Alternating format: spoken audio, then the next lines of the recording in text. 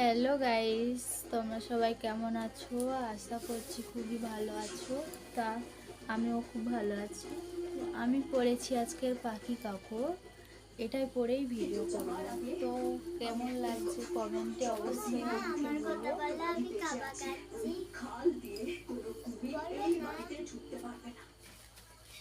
Hello guys, আগামীকাল থেকে প্রতিদিন রাত 10টায় আসছে অঙ্কেশ কালার্স বাংলায়।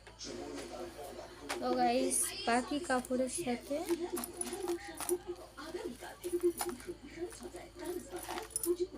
জড়িয়ে গেছে খুব। এই যে এটা করব, এটা এর সাথে পারফেক্ট ম্যাচিংও হবে। তো দেখতে থাকো।